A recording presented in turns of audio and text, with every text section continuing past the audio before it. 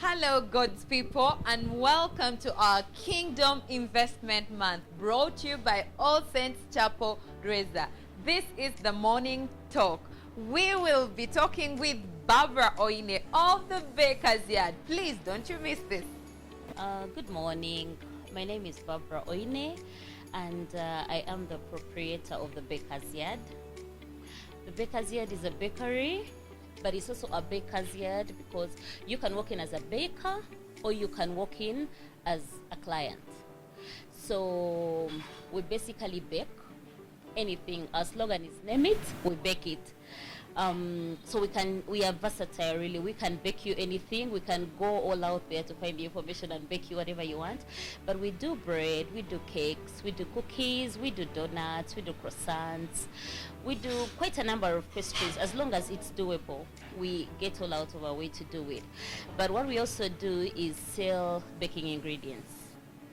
You asked whether a business head as a passion. Well, I did not study baking.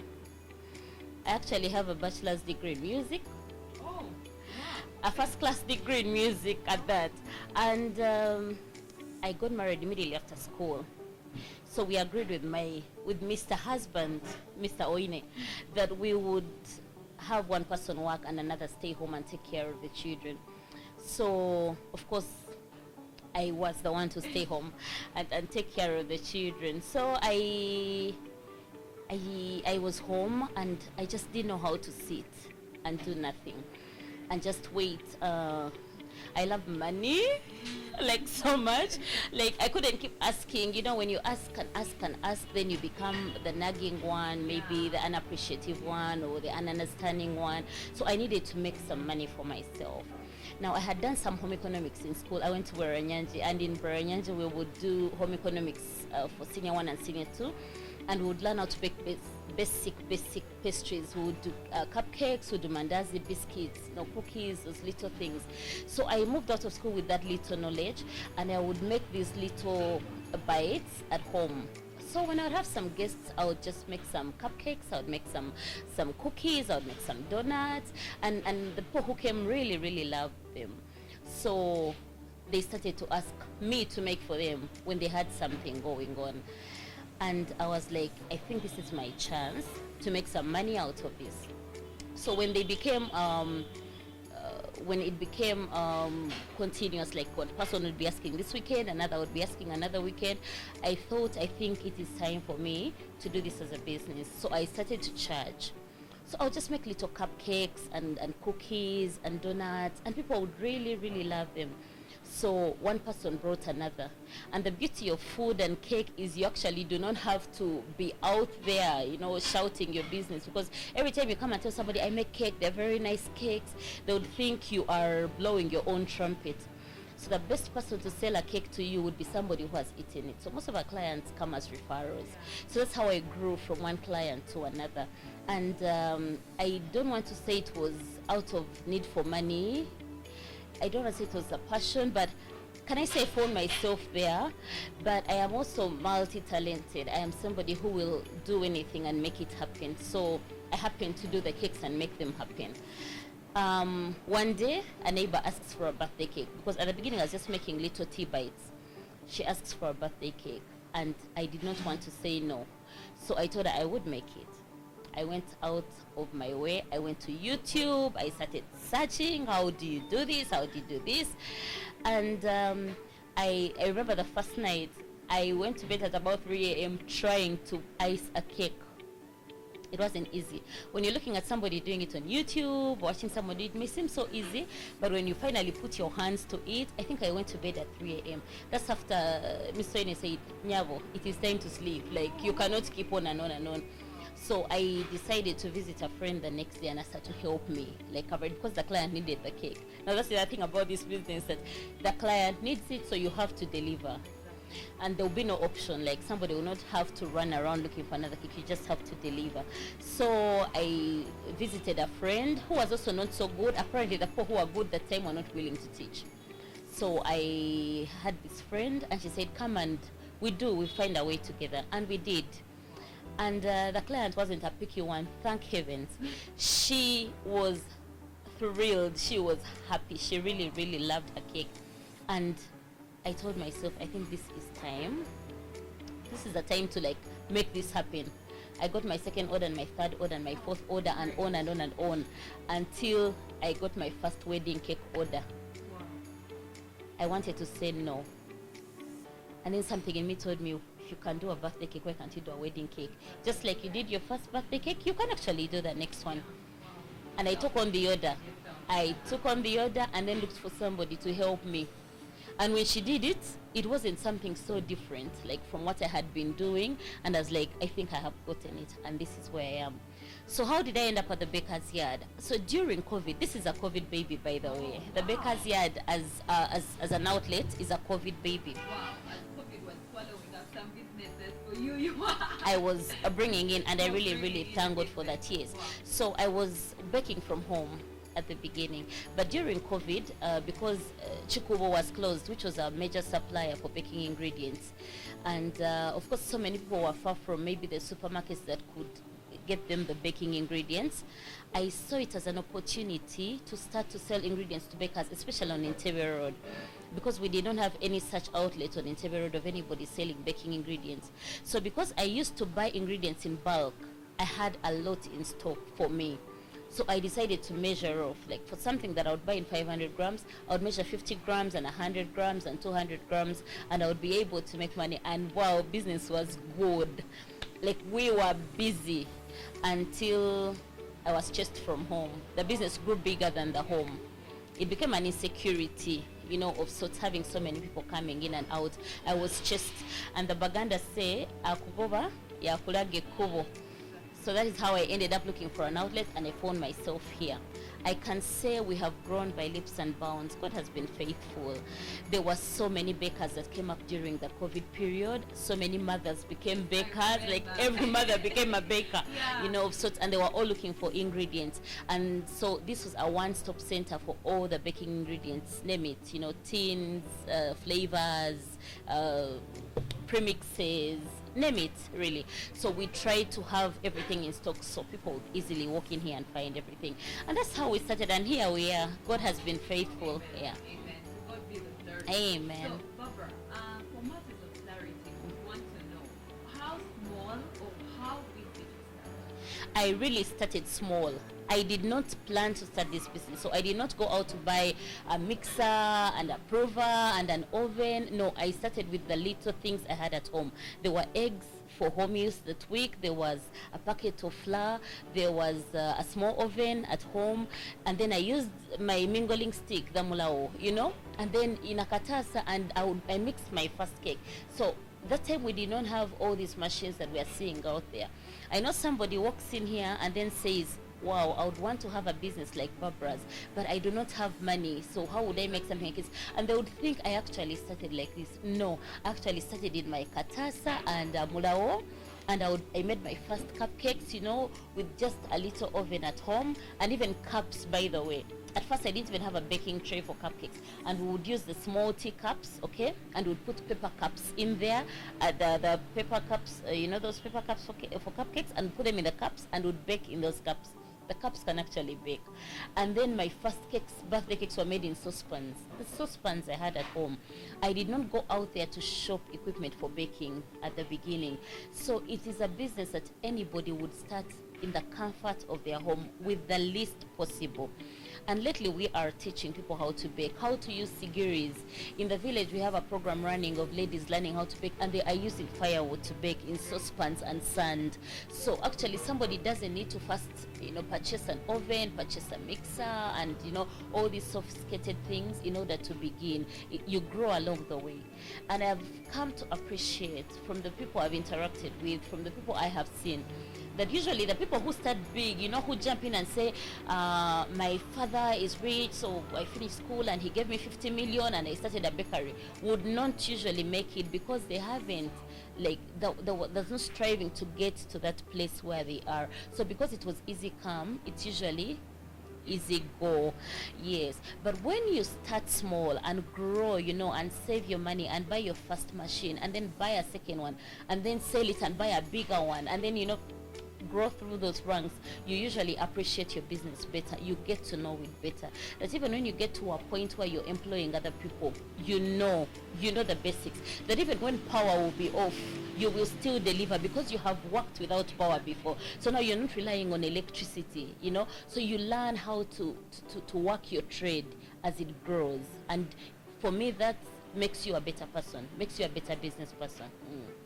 Wow. So, Mrs. Oine, you now please share with us. You started from Malawi and working from home. So, what did you do to reach this level of having many ovens? So, are there some things you did in particular that led you to having many ovens? Please. I should say I am a very friendly person. I make friends like so easily. And this kind of business, and maybe so many other businesses, are a business of people. They are businesses of people. They're businesses of numbers. So for me, it was social capital, I should say.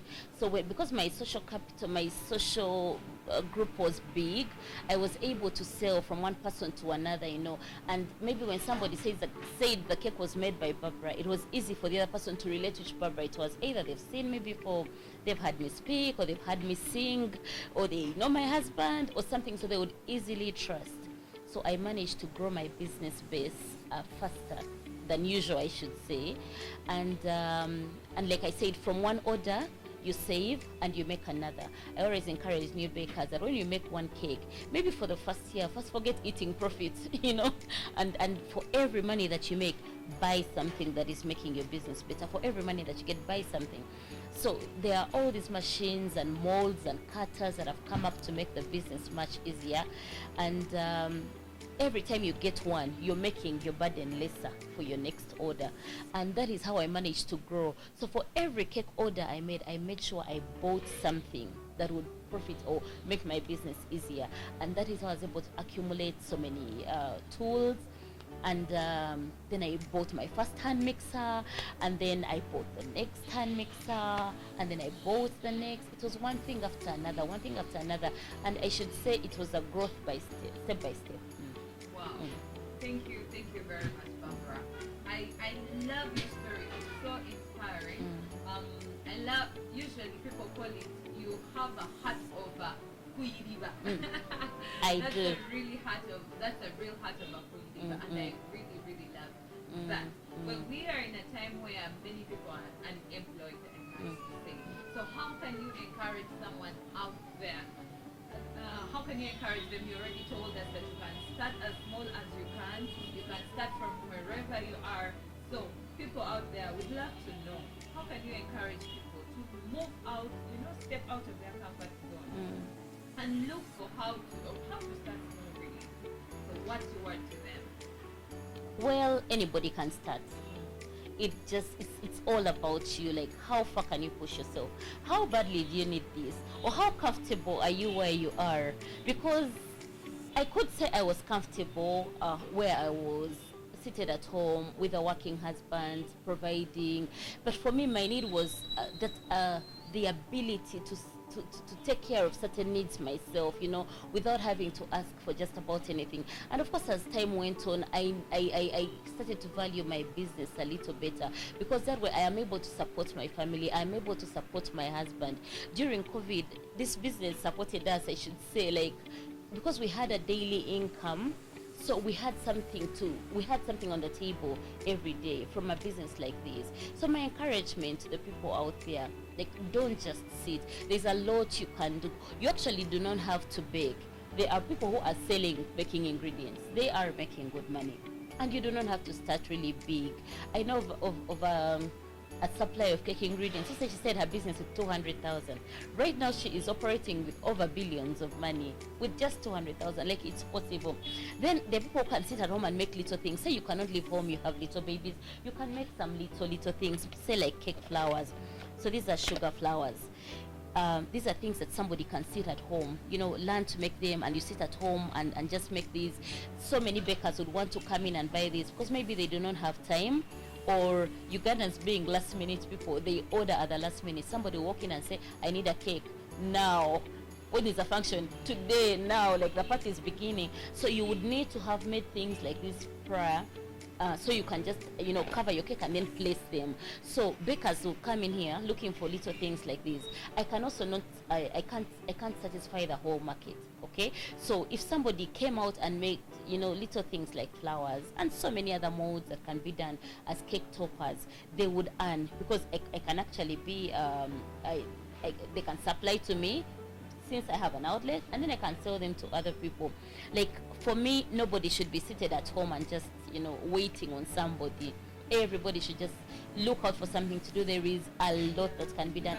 I'm so happy we have ladies doing liquid soap these days. We have ladies doing the mats. You've seen the mats, the pom-pom mats and all that. We have ladies who are doing the chair backs, and there's so many things, that the bottles, you've seen the decorative bottles, so many beautiful things that can be done even in the comfort of your home, and then you can actually earn yourself some money. For me, nobody should be seated and holding their hands without any income, because we all have needs. We all, and my mother used to say that omuntate gomba does not become a better person. So if you're seated and comfortable in your space, it is hard that you will be aggressive enough to get yourself a lot more. Wow, thank you, Mrs. Oine. So are there any particular challenges, or it has been Ooh, the challenges are like numerous. Like, where do we go and there are no challenges? I don't think there's any place that doesn't have challenges, and I think these challenges actually come to make us stronger. I know we've had people say these things over and over again, but they have definitely been challenges. You will make goods and then they'll expire, like before people have bought them. Today you will bake and the cake, maybe the baking powder was maybe poor quality, it was expired, and then the cake would just sink in, and that is a loss. You will definitely, as you work, as you grow, then you need employees. It is not easy. I think those employers out there know how it's not easy. It's not been easy to get easily get people who are trustworthy, people who are hardworking. All of a sudden people want so much but do not want to work as much for it. So taking things for granted. So you find that you are firing and hiring. That's been a very, very big challenge for me. The people who are good, I mean, everybody would want them, so they are limping from one bakery to another. My other challenge, of course, has been I would want to grow bigger than this. Sometimes you capital strained, okay? You'd want to really grow big, because with the bakery also, the more you produce, definitely the more money you would make, but also it reduces your cost of production. That has definitely been a challenge for me too.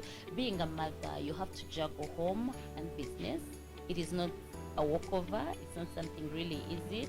So we've had to pull ropes here and there, and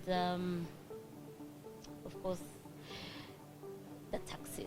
You have this. You have to pay rent. You have your licenses. You have revenue. You have what? So at the end of the day, you calculate and you're like, was I working for everybody else except me?